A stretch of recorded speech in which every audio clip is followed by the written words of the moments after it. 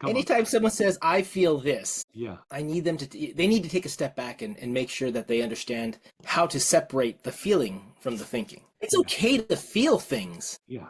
but when that is your primary argument for something, there is a problem there that your judgment will be negatively impacted by those feelings. Gosh, of course, because you're literally out of your mind at that point. You literally cannot think rationally. So if you're on the other side of that, your first job is to contain that and to let the poison drain out because you're going to go, well, that doesn't make sense. You shouldn't feel that way. And logically, that's not the right thing. It's like, oh man, it's just, you're going down the wrong road at that point. I had that problem just last week, and I probably could have handled that one better. Yeah. My daughter had left her PE clothes at school over the weekend, which you're not Oh, supposed to do. okay. Yeah. And she was worried that she wasn't going to have PE clothes on Monday and all that. And so we had to go online and order them right now. And she was stressing out. And I'm like, well, she was stressing out. And I was trying to calm her down by saying, calm down, which of course is not what we're supposed to be doing. That's good. You're going the wrong way. I was eventually able to get through that and we were able to logically talk it through. But I'm really thinking,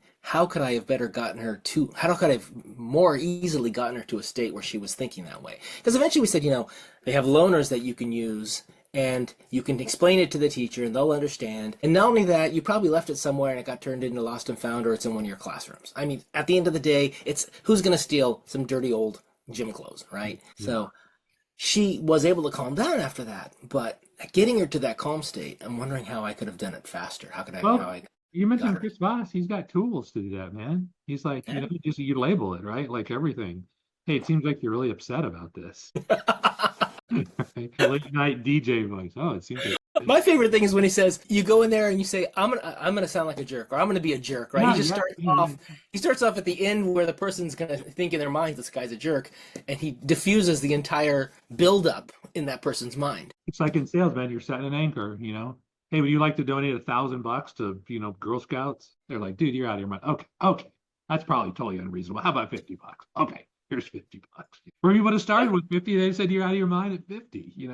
So it's just these techniques are so common, and I really wanted to say and they're just so hard to implement because you're not in control of your emotions. So the last thing we need is two out of control people. That just leads to all sorts of bad stuff happening.